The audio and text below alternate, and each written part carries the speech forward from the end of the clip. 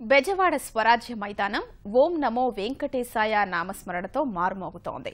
తిరుమల తిరుపతి దేవస్థానం ఆధ్వర్యంలో జరుగుతున్న వెంకటేశ్వర స్వామి వైభవోత్సవాల్లో పాల్గొనేందుకు భక్తులు భారీగా తరలివస్తున్నారు.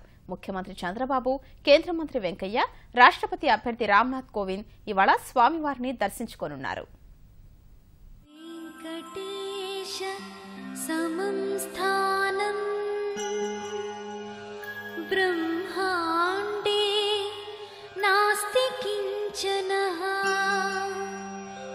వెంకటేశ సమో దేవో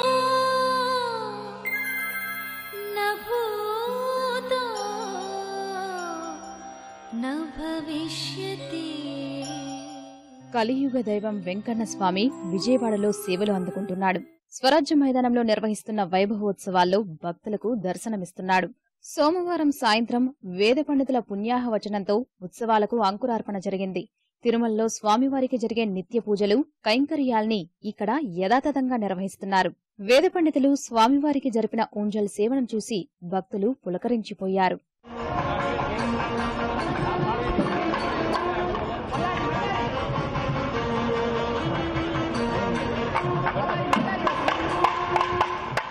ఉత్సవాల కోసం తిరుమల తరహాలో నమూనా ఆలయాన్ని నిర్మించారు. భక్తులు ప్రతిరోజు స్వామివారిని దర్శించుకోవడంతో పాటు పూజా కార్యక్రమాలను ప్రత్యక్షంగా చూడవచ్చు. శాసనసభాపతి కోడెల శివప్రసాద్, వైద్య, ఆరోగ్య శాఖ మంత్రి కామినేని శ్రీనివాస్ తొలి రోజు ఉత్సవాల్లో పాల్గొన్నారు.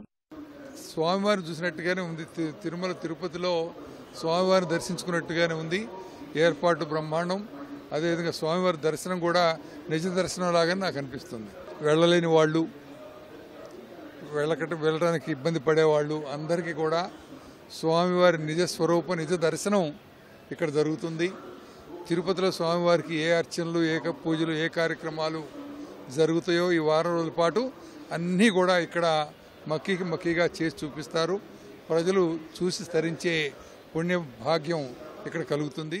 సుప్రభాత సేవ కానీ, సోమాల సేవ కానీ, కొలువు, అర్చన ఇవి నిత్యం చేసేటువంటి సేవలు. అలాగే సాయంత్రం సహస్ర దీపాలంకరణ సేవ, ఆ తర్వాత సంకీర్తనలు ఉంటాయి, ఆ తర్వాత మంగళ వాయిద్యాలు ఉంటాయి 45 నిమిషాల పాటు. ఎస్సీ సేవ, సహస్ర దీపాలంకరణ సేవ అనేది 5 గంటల 45 నిమిషాలకు ప్రతిరోజు జరుగుతుంది.